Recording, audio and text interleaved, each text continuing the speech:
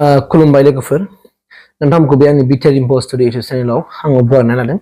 स' दिनै आं नोंथांमोननो गेजेराव थाबनो लिरखाबाय आं दिनै थार बाथ्राखौ बुंगोन। आं जेखौ बुंगोन आं गोरबोनिफ्राय बुंगोन। आं जेखौ बुंगोन थारखौ बुंगोन नोंथांमोनखौहाय।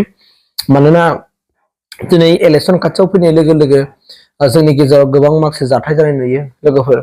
माने रायजो राजा नोंथांमोन जे इलेक्सन जानाय लोगो लोगोनो इलेक्सनखौ जों पार्टिनि खोथा लालायनानै बेदि पार्टिया बै पार्टिजों माने अबेबा लोंनाय जानायाव हाबलायलायनानै माने खोथा हेबलायलायनाय माने गोरोबलायै माने सुथा नागिरलायनाय बेफोरबायदि थासारिया जानो नागिरो एबा जायो। दा बेनिखायनो आङो आखाइ खबजबनानै आं खावलायगोन जोंनि बर' रायजो राजा नोंथांमोनखौहाय जेन' इलेक्सना फैबायानो नङा होमबा नैबे मास दङ। ओमफ्राय मासनि उनावहाय मा जागोन मास एप्रिल जागोन। एप्रिलनि उनाव जोंना मेआव जागोन आरो आं दा बाहा दङ बाहाय माबायाव जागोन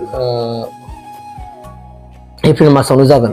दा आं नोंथांमोननि गेजेरावहाय बुंनो नागिरनाया बेनो लोगोफोर थांनाय गोलाव समाव जोंनि गेजेराव गोबां माने खैदां खैफोद जाबोबाय। इलेक्सननि मुङाव गोबां मानसिफ्रा बोलि जानांबाय, गोबां मानसिफ्रा दिनै आघात जानांबाय, सोरबा बुहुत माने खस्थ' मोननांबाय।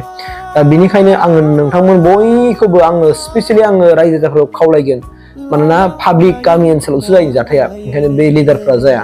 दा ओंखायनो आं बुंनो नागिरदों जोङो पाब्लिक रायजो राजा नोंथांमोनहा जे गाव पाब्लिकजों पाब्लिक न' खाथिजों न' खाथि दिनै मोननै पार्टिफोर थानो हागौ एबा थाखायो बिपिएफ बा इउपिपिएल। स्पेसियेलि बांसिन बिपिएफ आरो इउपिपिनि गेजेराव नांलायनाय जायो, खमलायनाय जायो, बाद बाखि दस्राजों जाया। दा बे हिसाबै आंनिफ्राय खावलायनाया बेनो अननानै राजनितिकआ फैगौ, राजनितिकखौ जों गाहामै गोग्गोयै गेले उदाङै गेले। जेन' खुनु मोनसे एना एनि जालायलाया, नांलाय खमलाय जालायलाया, लामा सामायाव लोगो मोनबा थागथा होलायलाया। स' बेफोरबायदि थागथा होलायनाया बिराद गाज्रि। बेफोरबायदि थागथा होलायनायावनो गावजों गाव नांलाय खमलाय जायो, बुलाय सोलाय जायो, दाङाबाजि जायो। बेनिखायनो आंनि थ्रोबनिफ्राय आंनि गोरबोनिफ्राय नोंथांमोन बयखौबो खावलायदों साफ्रोमबो रायजो राजाफोरखौ जेन' अननानै इलेक्सननि समाव बुलाय सोलाय दा खालामसै। मानोना नोङो गुबुनखौ बुनानै नोंहा माबा जेबो मोननाय नङा, नोंहा सोरबा नांलाय खमलाय जानानै नोंहा जेबो प्रब्लेम मोना। नोंहा जुदि गुबुनखौ बुनानै जुदि नोंहा धोनि जायोबा, गुबुनखौ बुनानै जुदि नोंहा माबा मोनसे जायोबा बे नङा। नों साननो हागौखि बेखौ बुयोबा बेखौ दबथायनो हायोबा गामियाव आं मोनजोबसिगोन पार्टिखौ, बेफोरबायदि नङा। माने बै उमुखखौ दबथायनो हायोब्ला आङो पार्टियाव मानसि मोनजोबगोन, बेफोरबायदि साननानै जुदि दङब्ला बे बिराद गिदिर मोनसे गोरोन्थि।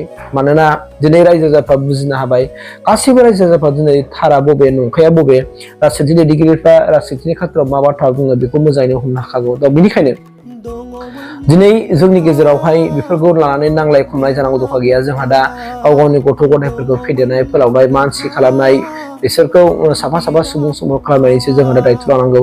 जोंहा नांलायनायनि सम गैया। बे उमुकनि फिसा, बे बिपिएफनि फिसा, बे इउपिपिनि फिसा होनलायनानै जोङो राजखान्थि लिडारफोरनि बाथ्राखौ लानानै जोंहा बेफोरबायदि दावराव जानांगौनि खोथा गैया। ओंखायनो आङो गोरबोनिफ्राय खावलायगोन राजनितिकआव जों बांद्राय गोसो होआबालानो, गोसोजोंल' थानानै जोङो प्रेक्टिकेलि जों बांद्राय ओंखाराबालानो जोङो गाव गावनि गथ' गथायखौ माने मानसि खालामनायाव गोसो होदो। आरो नोङो रां रुफा खामानिफ्राव, बिजनेसफ्राव खामानि मावनायाव गोसो होदो। अब्लानो नोंनि न'खर संसारा गोजोन जागोन। नोंहा राजनितिकआव नांलायबाय थानानै जोंहा जेबो लाब गैया। मानोना नोंनि गोसो गोरबोआसो गाज्रि जागोन, नोंनि गोसो गोरबोआ सेवग्लिलांजोबगोन, नोङो गुबुनखौ नायनो हायि जालांगोन। नोंनि गोसो गोरबो गाज्रि जालाङोब्ला नोङो बिसिखौबो नायनो हायि जालांगोन। नोंनि गोसो सानसुआवनो गासिबो खोमसिनि फैसालि साग्लोबजोबगोन।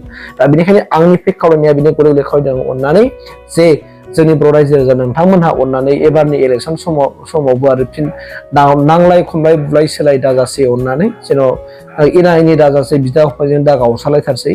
जेन' मोजाङै मोजां भटखौ होलायदो। आरो नांथों लोंनाय जानायाव दा हेबलाय, बबेबा बल गेलेनायाव, बबेबा लामा सामा हाथाय बाजाराव दखान साहा जानायावहाय गावजों गाव जेन' नांथों होलायनानै हेबलायलायनानै बुलाय सोलाय खालामनाया, बेखौ आंनि थ्रोबनिफ्राय गोरबो बिखानिफ्राय खावलायदों। प्लिज अननानै जोंनि बर' रायजो राजा नोंथांमोनहा जेन' खुनु मोनसे दाङाबाजि खालामाजासे गोजोनै गाव गावनि गोसोजों सायख'नानै सोर होयोबा देरहासार जानो हागोन बैबायदि बिजाथिफोरखौ सायख'नानै हारिनि मावनो थाखाय जेन' सायख'नानै हरो, बेखौ आंनि गोरबो बिखानिफ्राय खावलायबाय। नङाब्ला जोंनिनो खहा दङ।